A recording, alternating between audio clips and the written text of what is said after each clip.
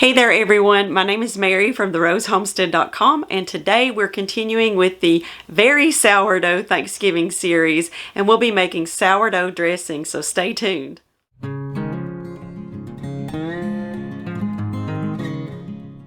So if you missed the first video in the series for the very sourdough Thanksgiving, I will link it above and down in the description box below. We made sourdough dinner rolls. They were so good. Perfect side dish for Thanksgiving or any meal. So I will definitely link that for you. Also, I'm going to link a printable recipe link down in the description box below for this dressing. It will take you over to the blog and you can print this off. So what we're going to need today is onion, celery. I picked this sage from the garden, but if you don't have fresh sage, you can definitely use dried sage, no problem.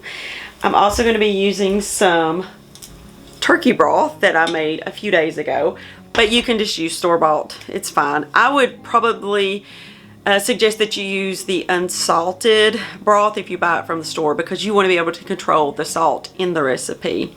Also, we're going to need some artisan sourdough bread. I made this a few days ago because I wanted it to be kind of stale for this recipe.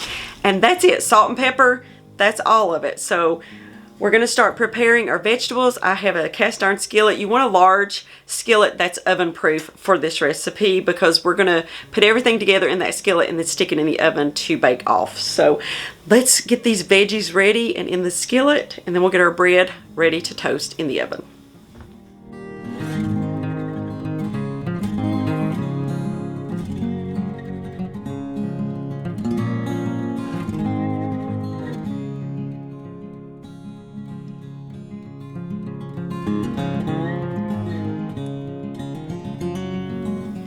Alright, this cast iron skillet is preheated. I'm going to add about 1 to 2 tablespoons of butter.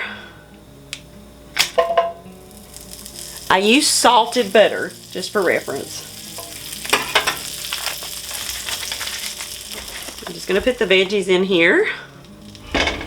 Make it so I don't block you here. There we go.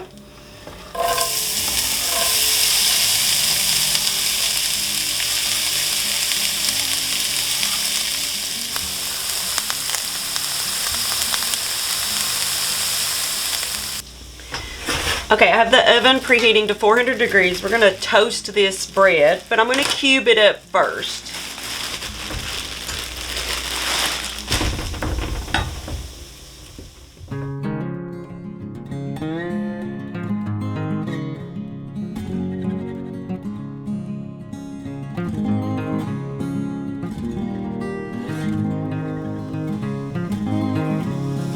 Alright, you're going to put the bread in the oven at 400 degrees until it just starts lightly browning and toasting. It won't take very long, just keep an eye on it. I'm going to say around 10 minutes or so and we'll check it. But just kind of keep an eye, all of the ovens are different, so it's hard to say exactly how long.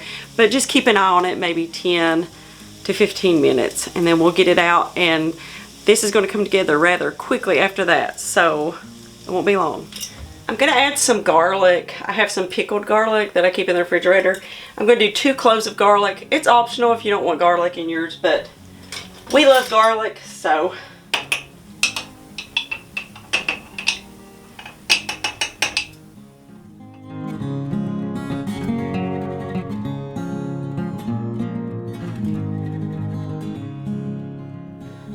So the bread took about 10-11 minutes. It's all done. I put it in with the celery, onions, and the garlic. And now I'm going to add in 2 cups of broth.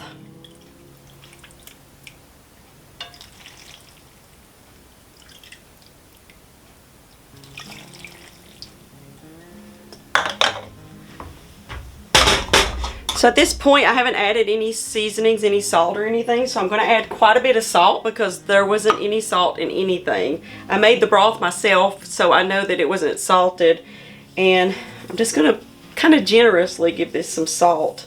And once I mix it up, I'll kind of give it a taste just to make sure it doesn't need more. Also, some fresh cracked pepper, always good in anything, in my opinion.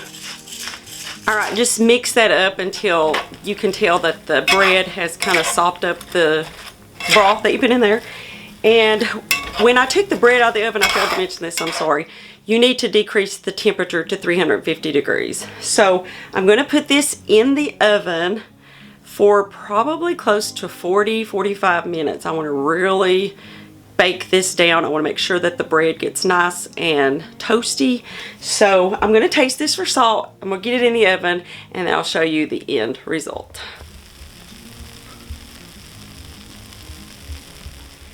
This looks amazing. I'm going to give it a taste and tell you what I think.